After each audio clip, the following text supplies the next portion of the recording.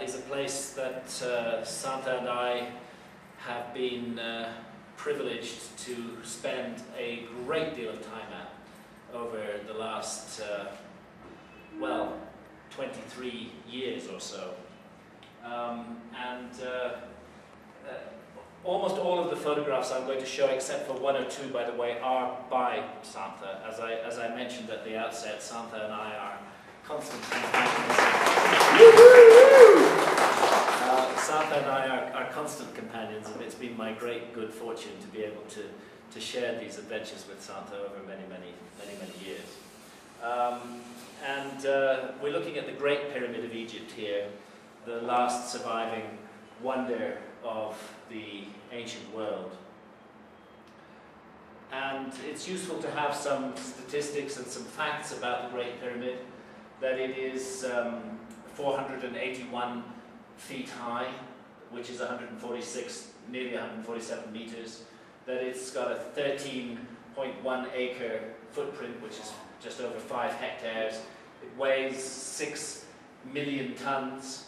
It consists of 2.3 million individual blocks of stone. There used to be a casing on this pyramid, a highly polished limestone casing, and that is thought to have consisted of 115,000 shaped blocks weighing about 10 tons each. We know that from the few blocks that have survived. But that facing came off during the great earthquake in Cairo in 1301, and the rubble from it was used for the construction of many mosques and palaces that still stand in Cairo today. The angle of slope of the Great Pyramid is 52 degrees, and this is the southwest corner of the Great Pyramid that we're looking at here. And this, I can tell you from long experience, is the corner that you should climb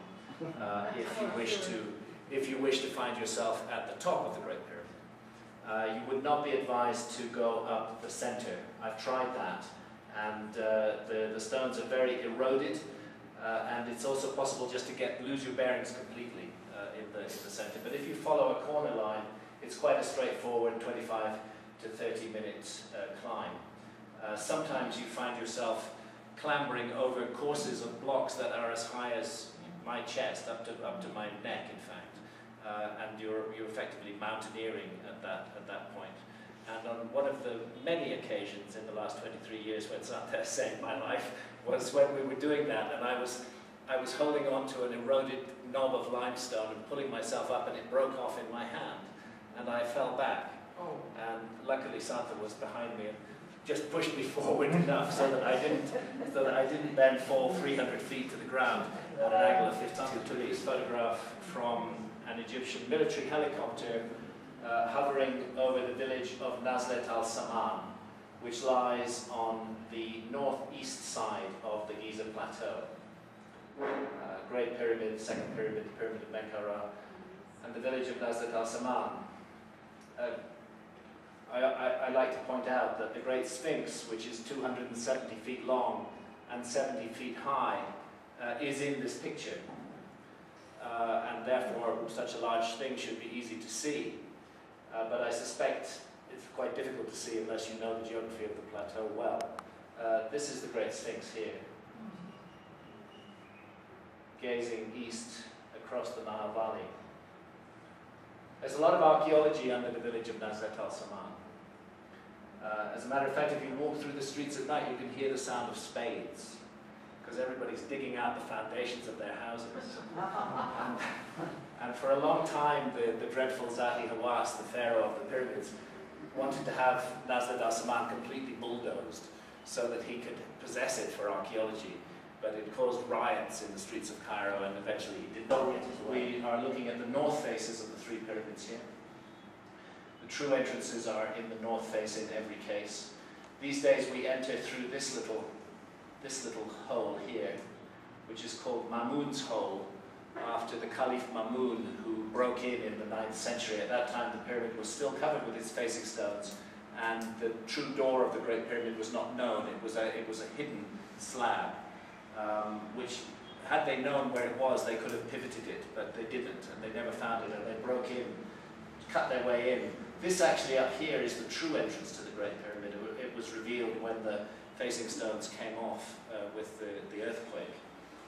But when the Arabs broke in the 9th century, they eventually found themselves intersecting the inner corridors of the Great Pyramid. They actually heard a slab falling and they understood that there was a cavity there, and they then worked their way around. And we then come closer and we can see that there's half a course of masonry left on the top of the Great Pyramid, and that's on the south and east sides of the top of the Great Pyramid. We don't actually know if the Great Pyramid was ever completed with a pyramidion or not. Was it deliberately left unfinished? Was it a technical feat beyond the builders? I doubt it. Or did it come off during that earthquake? But we can see an example of the facing still left on the second pyramid here, and they certainly were able to. The pyramid stands on latitude 30 degrees north. This is said by Egyptologists to be a total coincidence because, of course, the ancient Egyptians had no concept of the shape or size of the world. Latitude 30 degrees north is, of course, a significant latitude. It's 1/3 of the way between the equator and the North Pole.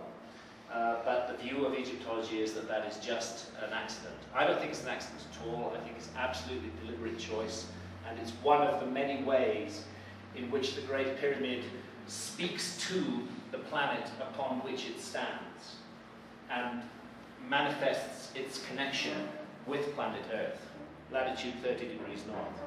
Another way that it does that is with its almost perfect alignment to true north, just 3/60ths of a single degree off true north. And let's be clear, this is not magnetic north. This is astronomical true north that we're talking about here. It's an amazing feat of setting out and alignment to get a monument with a 13-acre footprint and a 6 million ton weight to align so closely to true north. It's actually an amazing feat to create a pyramid at all, because if you make a slight error in the lower courses, by the time you get to the top, you've got something shaped like a screw rather than like a pyramid, and it doesn't work at all. So it really is an incredible feat of engineering and astronomy. It's a navigational accuracy astronomy, but this is one of the reasons why I personally don't need extraterrestrials to build the pyramid. Because I would say that if you have the technology to cross interstellar space, you actually can get perfectly true north. If you have the technology to cross interstellar space, you can get the side lengths all exactly the same. In the case of the Great Pyramid, they vary by as much as 6 inches. That's an incredibly fine work, but it's human work. I don't think it's alien technology that